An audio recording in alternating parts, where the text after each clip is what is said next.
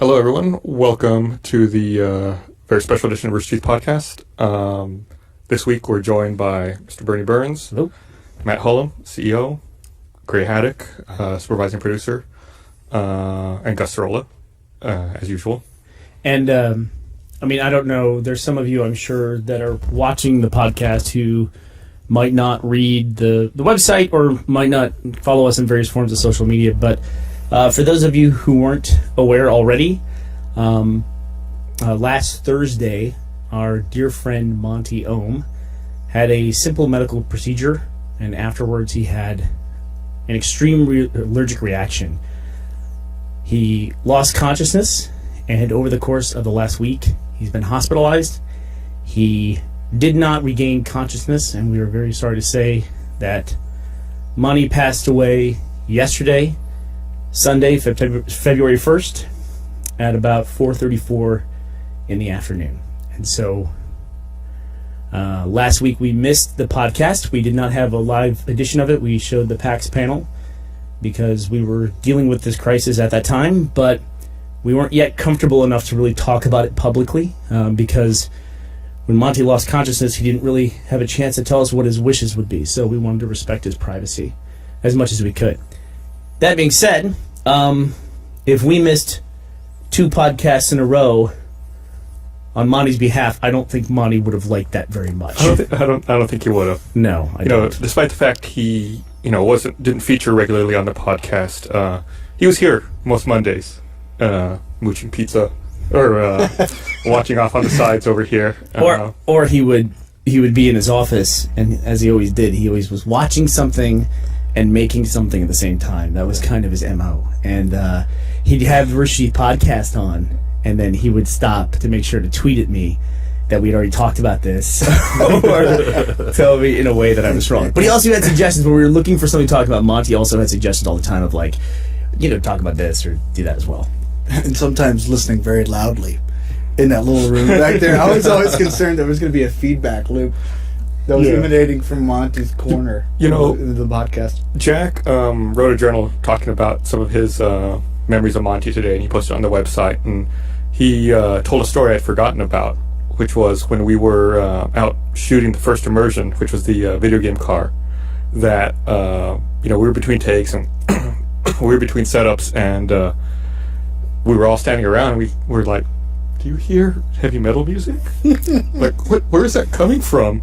And that was the first time I experienced Monty in powered down mode. He was just off to the side with his headphones in, full blast, and he was totally asleep. And we went up, we were like, are you okay? Do you want to turn that down a bit? And he just woke up for a second. I was like, nah. It was loud enough that outside with the wind blowing 20 miles per hour, at this big wide open space, and everybody's running around yelling, that it sounded like the music was playing out of a boom box. It was directly in his ears, and he was just sleeping.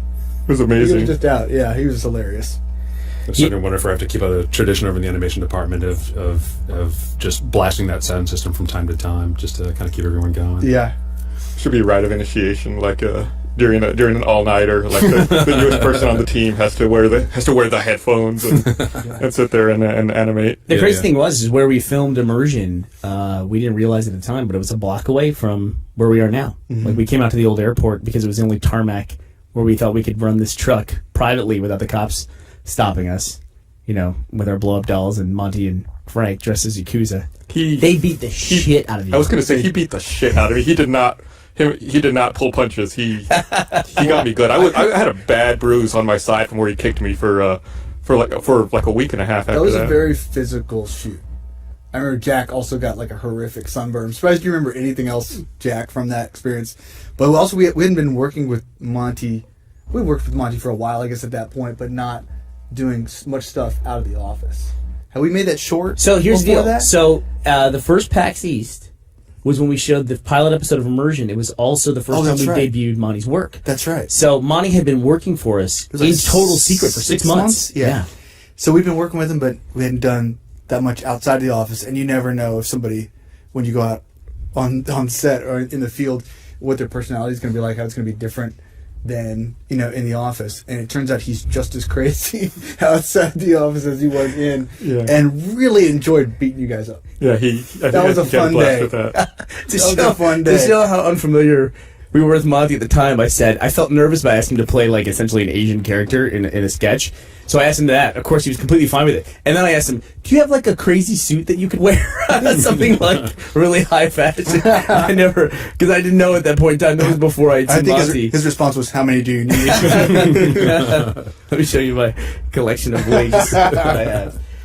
But and it was crazy to think Monty being a guy who he was so meticulous about the way he presented everything. He was so meticulous about the work that he did, the way he presented himself at conventions all the time. He dressed to the nines and never dressed the same way twice that I can recall.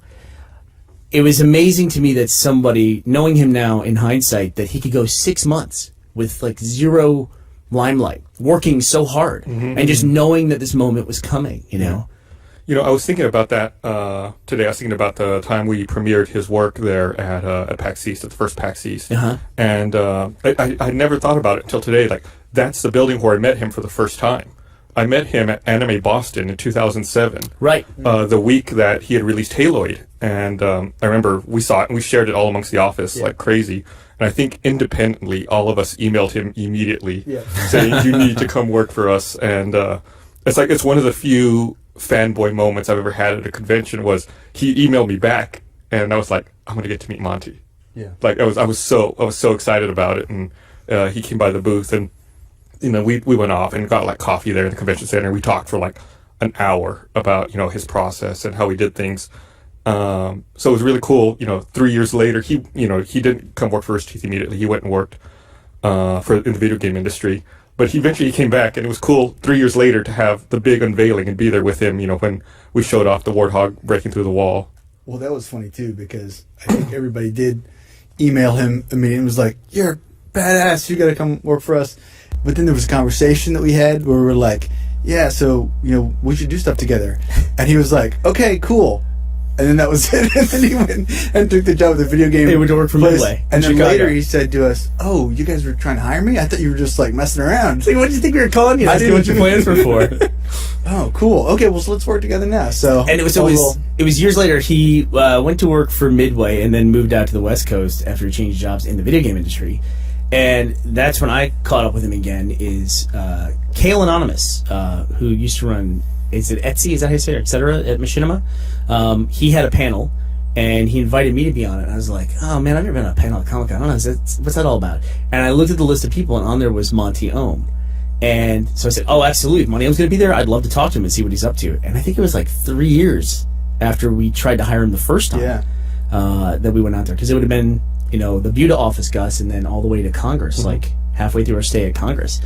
And we went on the panel together, and Monty's just is very sure of himself, but he doesn't talk a lot in those scenarios. He doesn't do that kind of thing. Yeah, and that was. I mean, that's how I knew him for the first large chunk of time. I guess by this point you guys were at 636, and this was RVB 9. So he'd been with you guys for a little over a year at that point. RVB 9. So his first day was the last day of season 7. Yeah. He secretly worked on a shot in season 7 of Reverse Blue, the Laserface shot, because I had done it with like a Spartan laser, like kind of faked it, and Monty's like, "Oh, that can be better." I remember you setting that shot up. In order to try to plate it correctly and make it look right, you covered the television in Post-it notes. Do you remember that? Because I had to line it back up again. Yeah, and you only were like trying to expose the parts of the shot that were supposed to line up, and everything else was covered in a sea of Post-it notes. Yeah. And I think that's when he walked in, he saw that, and he was like, "No." You're just disgusted at your process. That's when we had to like match shots in theater mode in Halo. We would have to do that. Oh, crazy. No, not that just when, so I met him early in RVB 9, and I was just doing VFX at the time, and a bunch of us were in the upstairs part of the office, and I think Monty more or less had the downstairs, like the entire back soundstage green screen area was his domain. And by as RVB 9 ramped up, one or two more folks were occupying that space, but it was just kind of crazy to go downstairs and be where, all of his stuff was spread out. You could see all the chemicals and the props and the costumes. And, Chemicals. yeah, and all the Nerf stuff. I mean, I think, he's probably the originator of half all the Nerf weaponry that's ever been around here. But Probably. yeah, just walking downstairs, because all this animation would get delivered to post, and it was just crazy stuff. And I knew that the guy who had worked on Haloid was down there somewhere. Went downstairs and just wanted to say hello. And I think I distinctly remember that the first words I got out of him were, or at least like the 2 or 3 times, and eventually, you get the rhythm of conversation and going, and then you realize that you can geek out about the same stuff, and it takes off from there. Oh, absolutely.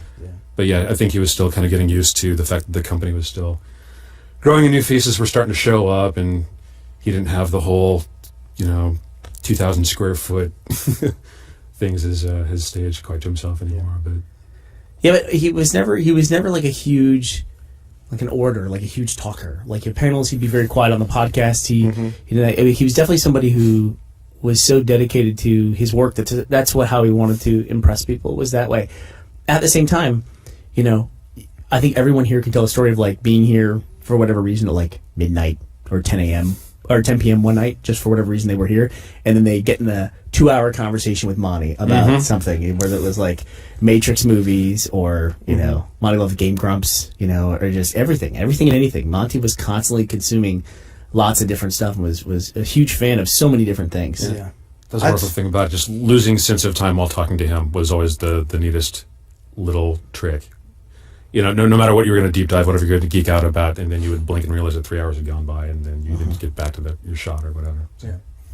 I thought that was really cool about him, that he did like basically everything in the world, every kind of content, and he wasn't cynical about anything. I never can remember a time where he, made fun of somebody else's work or said something else wasn't cool enough or whatever. He just could always find something really interesting and compelling about everything and wanted to talk about everything. He, anything from, big budget Hollywood movies to little independent movies to anime stuff to anything you find on the web. I mean, like you said, he loved Game Grumps, he loved gaming videos and just pretty much anything under the sun. He would always find something that was unique that you hadn't thought of about it as well. Well, he thought it was he always said that he felt like that was a big part of our culture now, is watching things and then, using those things. It's like you basically take your experience in the world and turn it around as a filter, and then create something new and exciting, based on the total aggregate experience of everything that you've seen and done. And that was fascinating to me when he first came to work for us, was to see him work and all the time have something in a secondary monitor that he was watching at the same time or observing. I remember when years after he'd been here for a few years, when Avatar came out on Blu-ray. Yeah, he watched Avatar on half speed, on a loop. Yep, non-stop. He had to get a special player that would play the whole movie at half speed, and no sound. Yeah, with no sound. He just wanted to see the way that everybody moved, the actors moved, and the computer generated characters moved, and just to try to study, the motion, which seems like most people wouldn't even think to look at that. It's like, oh, it looks good, so you ignore it. But no, it looks so good, you want to really drill down and understand it.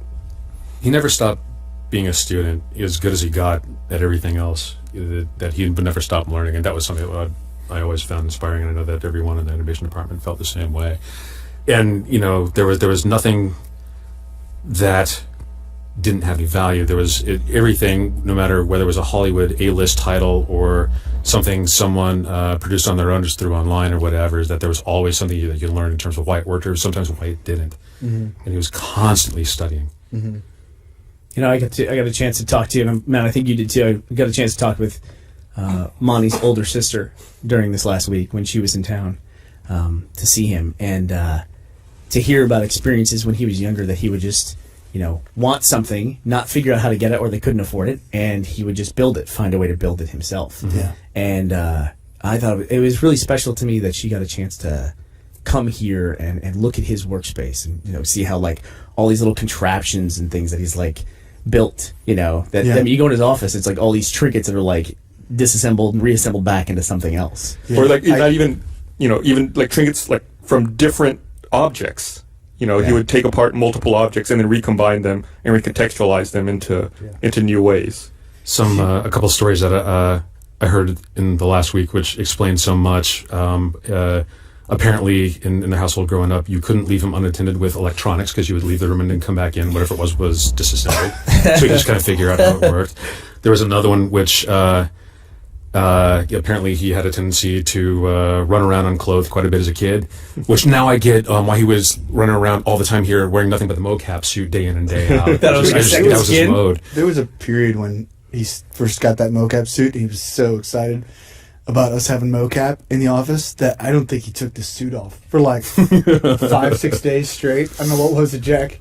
It was just like, I mean, yeah, it was the suit had its own baked-in Monty essence by the end of that week. That was he would go to the coffee shop and restaurants just down the block with the balls on it. It was just like he lived in that suit. We'd see on the monitor just like this 3D model eating a sandwich down the block. We knew money was worth. That was probably one of the harder moments that I've had in this past week. Was I came back in here and his mocap suit was hanging on a hook on the back of his door, and that was a tough moment for me to see that, because I'm not used to seeing that thing inactive.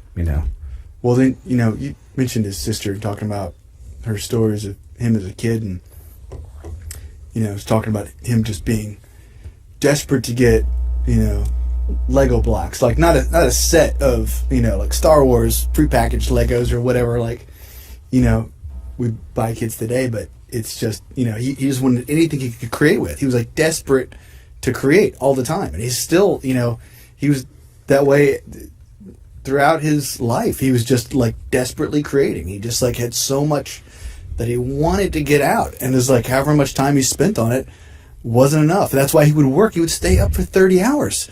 Not because people told him don't do that many times, but he just he could not help himself. He got so excited about the process and just so invigorated. It's like he would be in like the 24th hour where he'd get a second wind. It's like, this is great.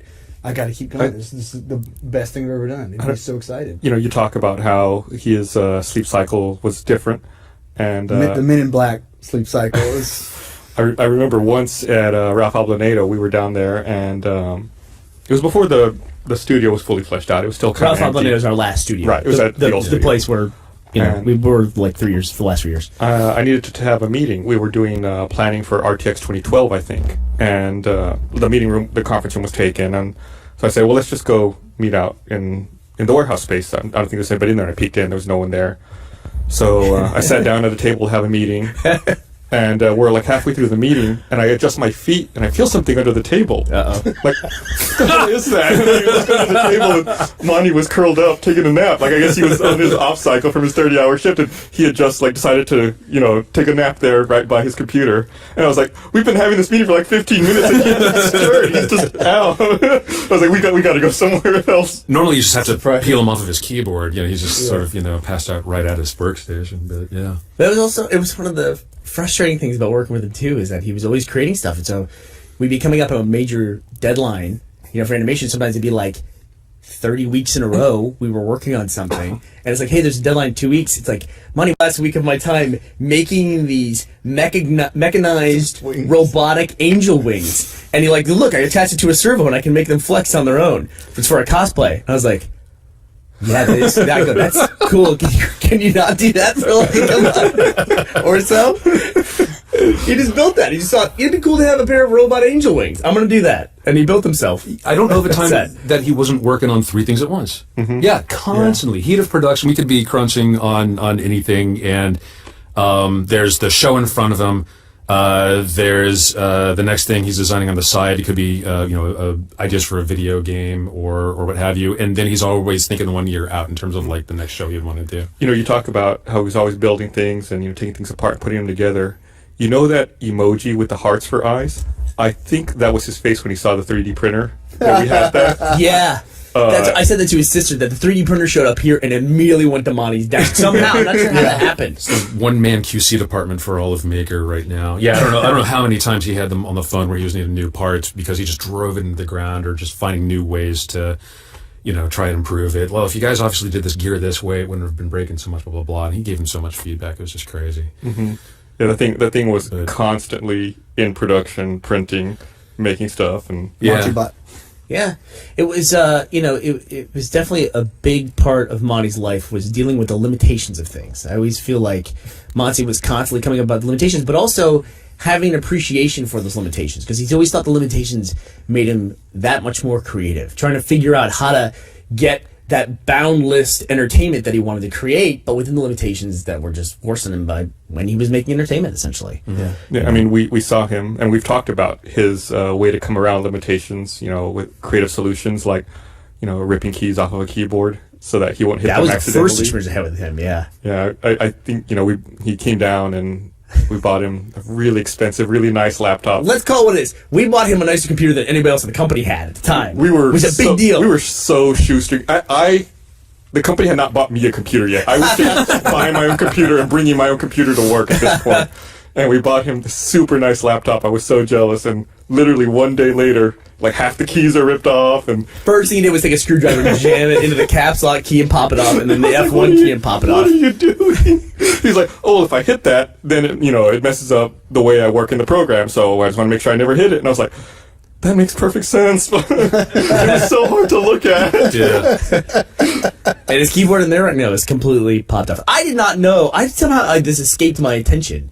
My desk that I made when we were at Ralph Albonedo, I lost an office, and then I was kind of free floating for a while. Monty ended up with my desk that I made. Where's the hydraulic one? The plywood one, that raises and lowers. And of course, he was building something on it and completely burned part of it. There's all these deep gouges in it now. Monty ruined a lot of desks. Actually, I was looking at pictures the other day, just going through old photos, and I came across one that I had forgotten about, and I showed it to Sheena. It was like it was a moment where Monty had offhandedly said, "Oh, I think I scratched that desk. I might need a new one." I was like, "Oh, okay." And then I came down and looked at it, and the desk was eviscerated. It was just completely destroyed. Had chemical stains from all the crazy, stuff he would use for his epoxies and all that stuff. It was nuts. He burned his own face. He chemically burned his own face one summer. Oh, yeah. Right before Comic-Con. He was working with epoxies, mixed them together, and then somehow wiped his face and then had huge burns on his face. I was like, Mommy, that is not good. You shouldn't be doing that kind of thing. Did I tell that story to sisters? It was more efficient than using gloves. It was. He was busier. What is your absolute favorite Monty Ohm efficiency tip? The microwave. It's got to be. It has to be the microwave. So for people who don't know the microwave, it's if you have to put something in the microwave for a minute, instead of hitting 60, you hit 55. Right. Because it's one number, and it's pretty much a minute. It started first. It said first he could put in 100. Then he realized he could just put in 60, and that was faster because it's only 2 digits. But if he hits 55, it's the same thing. That extra second that you would take to move your hand to hit the different keys was too much repetitively. I think there was another layer too where he'd go 5-8, and he could do in a row. Yeah, it was he could figure out with his digits what was the best way to make his way down to the enter button or he was so obsessed with the efficiency stuff. The last time he was over at the house, I was washing dishes, and he was I was talking, he's looking at me, and I could tell he wasn't paying attention to anything I was saying. He was just looking at the sink, and after a minute he goes, "Your sink is not very efficient." And I was like, "What? How can a sink be more efficient? It's just like a bowl with the hole, and there's not much to it." And he was like, I can find a way. I'll make you a better sink. I'll make you a better sink? Is that what he said? He'll 3D print you a sink. He'll 3D print me a sink. I think Monty is personally responsible for me finally learning Windows OS keyboard shortcuts and some of the tool. We were, he would go a little quiet, or occasionally you just get this hint of a sigh if we're doing editorial reviews. And if you dare use the mouse to navigate to get the file up or whatever, those are precious seconds. We've been viewing footage. Oh, man. Or, another computer story. I mean, he held on to Windows XP forever because he didn't like the Windows 7 interface. Yeah. And then because it changed some of his shortcuts. And then, finally, we just could not buy a new computer with Windows XP. I was like, I'm sorry, Mike. I can make it look like Windows XP. We went through and would he was searching on eBay and everywhere was this is the computer I want, because it's Windows from 20 years ago. He just would not move. Yeah, it has to be Poser 95 too. Yeah, I would be calling manufacturers listen, I want the computer you have for sale on your website, but I don't want the OS. Can we just get an old copy of Windows XP thrown on, and they're like, no, we don't have the driver support. Like, I know you got a guy. You've got someone who's got to be able to do this. And eventually we got him off of that onto Windows 7. Yeah, that was and then we had to go through and adjust the theme to give it the XP, the classic feel, because all the Aero stuff took too much resources. He didn't want his computer wasting time generating all those flourishes when it could be rendering faster and doing those other things. There is that, and of course, I mean, if you think he's that way about OSs, then for sure he's that way about his animation software. Where we're like, hey man, new version, whatever. And it's like, this one's doing what I need to do. You don't want to go to this other tool? It's like, no, this is the one that I'm fast at right now. It's getting what I need to it does what I need to do. We're good. Yep. Well, people on Twitter are saying that we already told the podcast story before about Monty in the microwave. So they're just keeping the dream alive for Monty. I just want to point out, you don't have to call us on that. That's okay. That's okay. There were so many cool things about Monty, and I just think that the way he lived his life, where he didn't care, you know what I mean, about what anybody else thought. He was just going to go do it, which was really cool. I remember one time we went to the first big award show we'd ever been to. Hollywood award show was the Producers Guild Awards, and it was us and a few people that worked on Ruby and RVB, and I guess it was just RVB. It was RVB 10, right, that we were there for, and Monty was with us, and Bernie and I had gone out and rented really nice tuxes, and we're gonna look spiffy for the red carpet because we get to walk down a red carpet, and we're literally right behind LL Cool J. We were all excited about it. And Monty had gone and made himself one of his amazing outfits that he makes, and looked, of course, completely different than anybody else at the red carpet. And we go out there for the walk, and we walk across, and all these flash bulbs had been going off, and people taking pictures, and you hear like machine gun sound of cameras going off for all these celebrities. And then as soon as Bernie and I walked through, all the cameras turned off. It was like a deafening silence. Everybody took time to do maintenance on their cameras at that point. Let me see what's the setting. Who are these guys? And not two idiots just let them pass through. They didn't take one picture of us. Maybe one, a guy was like, okay, fine.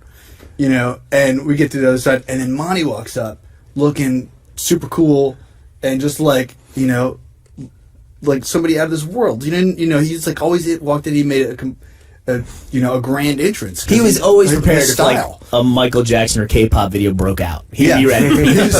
And all the cameras, sure enough, go, and they're just taking pictures of him like crazy. There's this guy's got to be somebody, and he was somebody. Remember he wandered up to Russell Simmons? Yeah, that's right. Say what?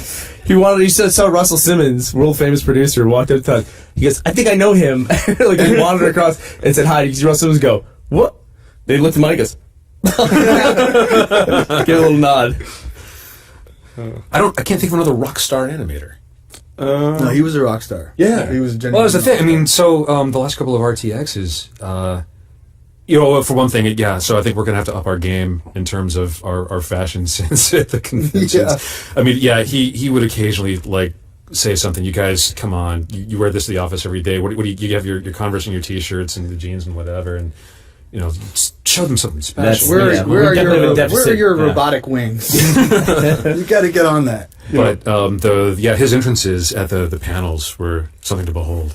Yeah, back at RTX 2012, we rented a Pump It Up machine and put it on the floor so that he could go out and dance on it and have basically exhibitions showing people how awesome he was. And we had this giant banner printed up. I don't know if you remember it. It said the Monty Ohm Experience.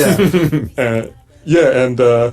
I found it a couple weeks ago, maybe a couple months ago, going through storage. And I thought, nobody wants this, right? And I went over and I grabbed Monty. I was like, hey, you remember the Monty Ohm Experience banner? I found it. Do you want it? He goes, absolutely. And, he came and grabbed it and took it back. In his bedroom. I don't know where it is, but he kept it. It was an awesome photo. It was really, really cool. We're gonna have to do something with that. Yeah. We I think over time we've hung some of the stored banners to photos of people. Yeah. We kind of it was the master of the dojo. We had his up there downstairs at 636 for the longest time. But you guys, So it sounds like some people have stopped by his office then in the last week or so. Have you been by? Yeah, I went by earlier this week. Yeah. And then we took his sister Tia on a walk through as well. Yeah, it's different. Yeah. It's different to see it. I mean, Monty also did work from home a lot. Just because he liked to work. Wherever he was most comfortable. Yeah. He worked in the car sometimes He while worked driving. coffee shops. When he was out of town, he would do that too. Vacations were like torture. It seemed like for Monty sometimes. Yeah, I don't know of a vacation he ever took where he didn't bring at least one laptop and the latest assets for the show he's working on and whatnot. He would always come back and he would have like 3 more characters built and the next flight ready to go. And like, you were supposed to be having downtime. It's like, for him, that was downtime. I think it was PAX East 2013 where we were flying up there, and our flight was supposed to be Austin to Dallas to Boston, but the Dallas to Boston flight got canceled.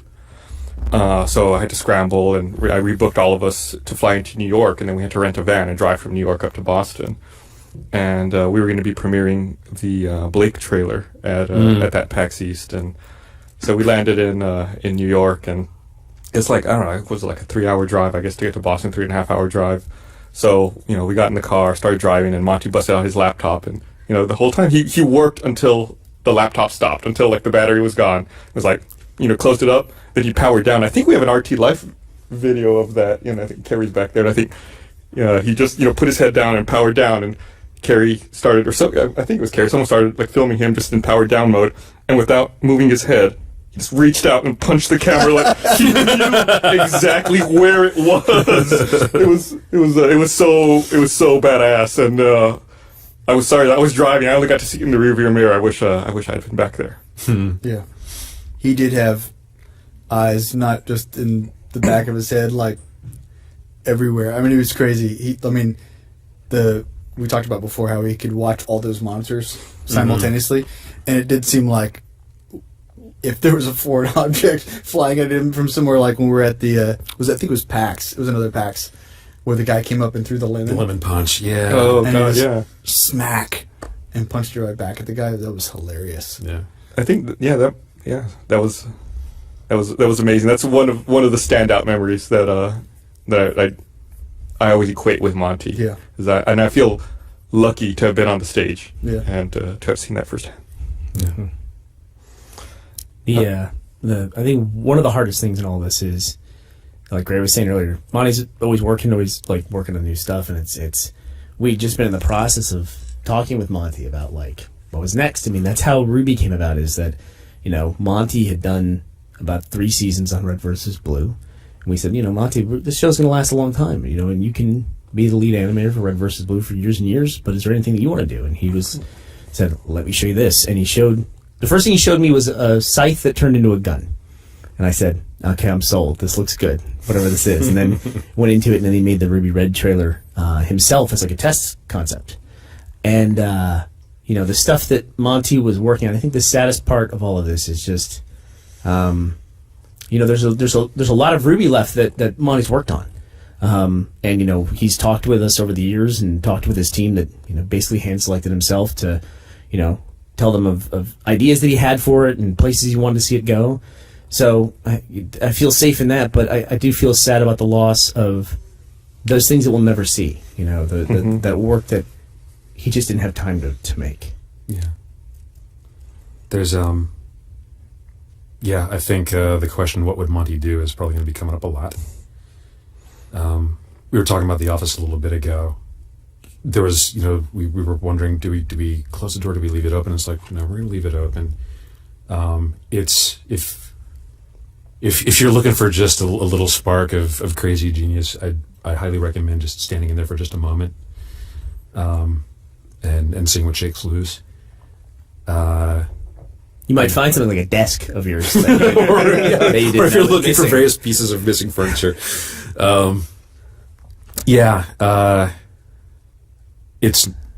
It's not going to be the same. It can't be, but we can only, we can be inspired by him, and we can keep raising the bar. Yeah, that's big part of what Monty did in my life was keep raising the bar. Keep, you always say, Gray, you always said, keep moving forward. Keep moving forward. I lost count of how many times I heard him say it. Keep moving forward. Whether you were in the middle of a production or that was advice to the crew sometimes between productions, there's always, once or twice a year, there's this sort of bittersweet moment where after being in the trenches with everybody for months and months at a time, a production needs to wind down, and you're not entirely sure when the next one's going to start. You know it's coming, but you can't say for sure. And we would gather folks, and he would just tell, look, just get through, just survive the next couple of months, go do something creative, go study, go explore, go refill your creative well, as it were. Mm-hmm. But keep moving forward, and then we will get back together again, and we will get moving on the next thing. Yeah. And it's, throughout every single day of the last week and a half, I mean, I don't know when I haven't been thinking that now. I love that was a phrase of his, because, you don't kind of think of these things until you have the benefit of hindsight, but that's just sums up Monty entirely, where he had to keep moving, he had to keep doing, he had to keep creating, he had to keep being Monty, which was an amazing thing to be. And I'm really glad he left us with that as a mantra. It's like he inspired us in a lot of ways, and he will continue to inspire us. Yeah, he. It's very sad that Monty's gone, but I mean, he accomplished so much in 33 years. I mean, if you think about everything that he's done, the work he did on Rivers Blue, creating his own show that's loved by millions of people. It's going to be distributed now in Asia by Warner Brothers. It's just amazing, and it's almost like Monty had a sense of of time, of his limited time, because of the urgency that he had in his life, and in a way, his greatest enemy at the end of it all was basically time. Dying at 33 is just such a tragedy, And but he absolutely made the most out of his years, and made the most out of literally every moment. He tried to make it as good as it could possibly be. And on a smaller level, whenever we were working on projects, it was always time was the factor of this has to come out. I want to make it bigger and better, bigger and better, bigger and better. And then it's just always time was always the limiting part of it to him. Mm-hmm. I remember there was a couple times where we were done. I mean, it's this is, a lot of times people just want the relief of the person in charge saying, okay, this is done, it's locked, we're out. Monty's I think I have one more scene. Come on, please, we need to burn this DVD tomorrow morning at 7 a.m. There's not time for 8 more shots in the sequence that we're talking about. He's I think we can do it. And there's several times that we did it because Monty drove that and said, I want to get this done. And he did, and he got it done. Some of my most favorite touches on productions from the last couple of years are things that we got in there the last night. Yeah, I mean, you've got everything planned out. The scene was fine as it is, and then he had one more cool idea. And it's screw it. We didn't need to sleep tonight, right? Come on, let's go for it. Come on, pain is temporary, heart is forever. Let's go ahead and knock this thing out tonight. So yeah. Adopt that 30-hour day. day. What's wrong with you? Yeah. So, well, we wanted to come on tonight because Monty was everything we've talked about tonight. Monty was somebody who really valued working and really liked doing it. He still did enjoy his life. Some of you are learning for the first time that he was married last year, married Sheena. Didn't talk about that very much publicly, although they were inseparable for the course of the last year and a half. Like I said at the top of the show, if we can miss one podcast for Monty's sake, when we were at the hospital kind of taking care of him or doing what we could to, but there was no way in hell we could get away with missing 2 on his behalf. There's no way he would have tolerated that. So we do want to thank you all for tuning in tonight. We said it up front, this would probably be a shorter version of the podcast, and I just want to say how much we miss Monty already. Do you guys have any closing thoughts? Yeah, he was a big fan. I was a big fan. All right. Well, we actually we actually prepared a little video to show you of Monty's work. He's a very bright light, burned for a short time, 33 years, but we love him very much. We miss you, Monty.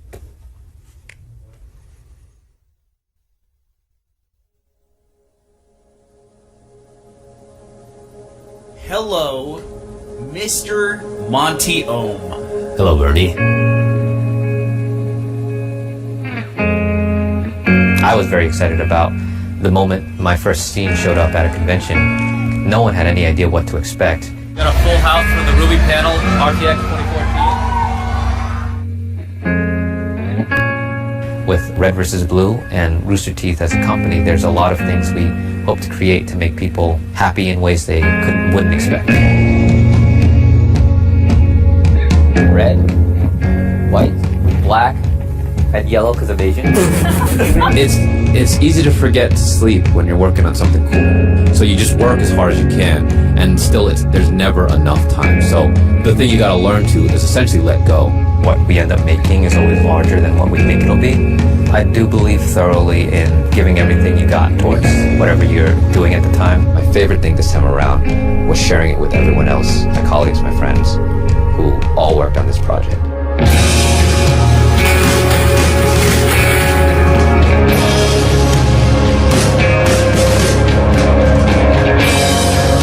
For the longest time, it was just assumed we ended up here for some reasons that we don't need to think about.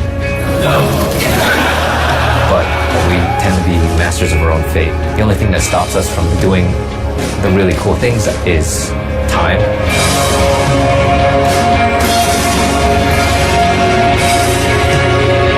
And we're in a huge fan culture at the moment, where everything has spawned off of something. If you look at something and if you intend to use it, you have to emulate it, which means you have to understand it. I've landed in a very unique place where if I want to make a costume of something, I can also make the character that it's derived from. Monty's 30 favorite person. He's amazing. At the end of the day, we're still looking at people and they need to behave like people. As an animator, there are things you need to notice that most people wouldn't be seeing. The most important thing, do this as often as you can, watch movies or watch shows or watch things. Just keep your eyes open. It's a lot of destiny, really. I mean, very few people have the luxury of doing exactly what they want to do as their job. There's never a day where I forget that. Moving forward I always think about what's next. So like, I'm super excited to finish what we have so that I can just start working on something else.